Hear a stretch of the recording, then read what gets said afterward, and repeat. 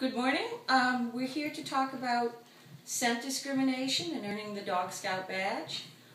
We'll start with a mini course in terms of how you get your dog interested in scenting. Dogs do not need to be taught to scent.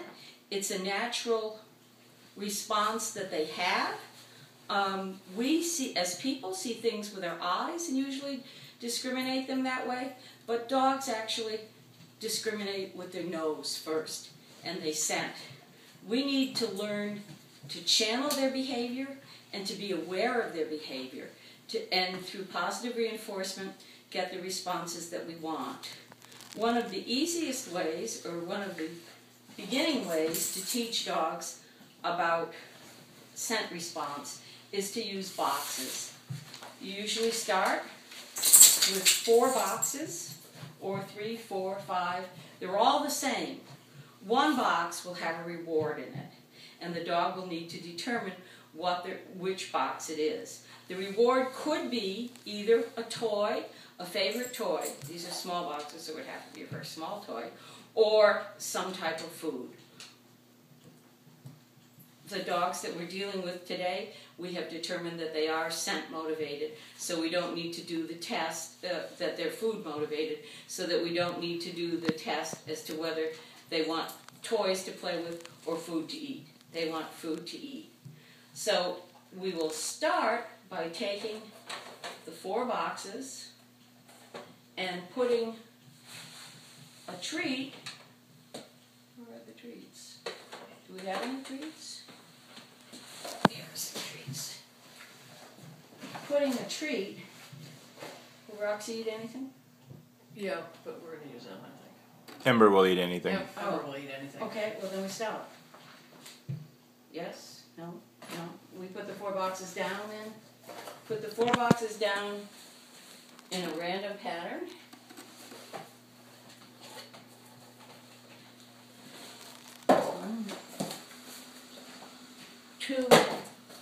One box, although it's labeled F for food, the dogs don't read. It also has a little cup in it so that the food will not contaminate the box. And we can reuse the boxes. We'll put 4 open boxes down, and we will have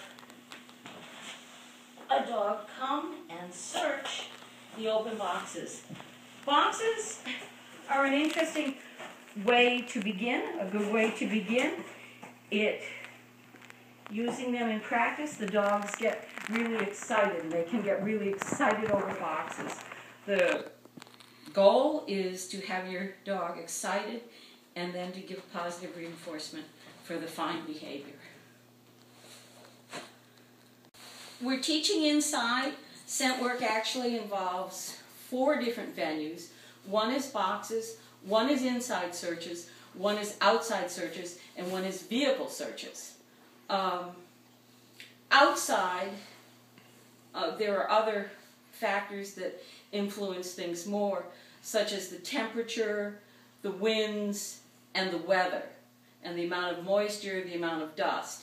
Inside, we have less control to deal with in terms of that, in that we don't usually have winds. We could have air currents if we had a fan or a heating system.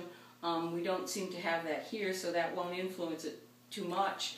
If there's a lot of dust, either inside or outside, that would affect the dog's ability to be able to scent. Also, if the dog has any medical problems, is overheated, is tired, is taking antibiotics, it dries out their nose and their nasal membranes, and they're less likely to be reliable scenters. I think that we'll get Ember, and we'll start the first training that we will start with will be to find food in an open box. We'll then progress to finding food in a closed box, and then we'll pair food with an odor. We will be using synthetic odors from a training kit. We'll be using birch, which is the first odor that's used by NACSW and will be used by UKC, but you don't need to use synthetic odors. You could use a glove, a leash, any naturally scented thing, and the dog could just be taught to find that one thing. When you're beginning your search, it's important that you have a flat buckle collar or a padded collar so that the dog's neck is protected, or that you use a harness, not a training harness, but a specific harness again, and that the dogs associate these specific wearing items with the type of work. We're going to start with Ember trying to find an open container of food. At the beginning, it's important that you have your dog lined up. At the beginning, that you develop a search pattern. It's at the threshold. Some finds are put at the threshold, and if dogs just go right in, they miss it. So it's important to have a regular pattern, and that if she doesn't find it the first time around, that she'll go around again in terms of a search pattern. Going to put this over here. Jim, would you give the go command? Have her search. Amber? Search. Yes, good girl. Good girl, Amber.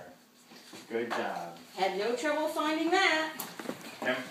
Now, we will do another one with some more treats in it. Amber here.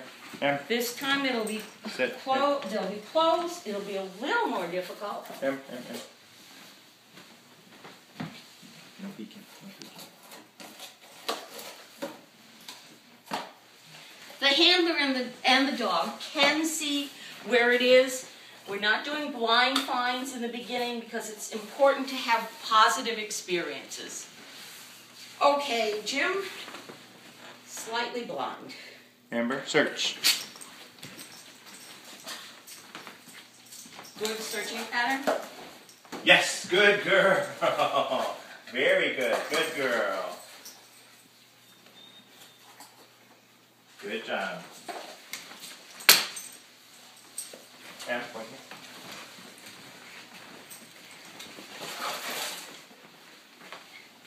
The next step is to use an item or an odor with the food. Always paired with food. Ember's a bit of a green dog, so she may have difficulty in terms of finding it, but it will be paired with food in the beginning consistently so that she'll be going for the food and then associate it. There's a Q-tip with birch oil on this. It's in a silver container that contains the odor so it doesn't contaminate the box or the area. Need some more food, some more treats.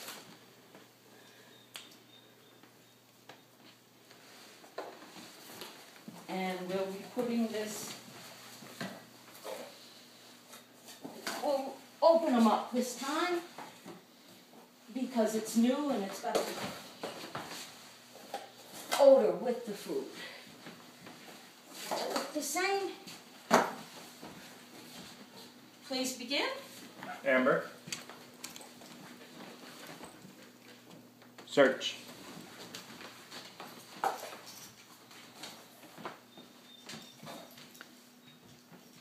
Yes, good girl. Good girl, Amber. Yeah, good girl. She's exhibiting a fine behavior of lying down to tell him. There are a variety of alert or fine behaviors. They can be pointing, they can be sitting, they can be lying, they can be pawing the box. Certainly if you're doing drug sniffing or explosives, you don't want the dog pawing the box, but any of these are acceptable alerts, and it's important that you learn with your dog what alerts your dog will give. Dogs can give different alerts at different times, depending on the day. So. Thank you. Actually, I was very happy the way she did that last down on it. That was good. Yeah, it was a very clear behavior. Just a quick question, like how long before you say move from just food to the scent, and then from both to just say the scent? There are a lot of different philosophies. Some people actually start with scents. I know NACSW usually goes for 4 to 6 weeks using just food. Then they use food and a specific odor, just one odor paired, again, until you can be confident that your dog will find the odor and that can give you an alert that you recognize.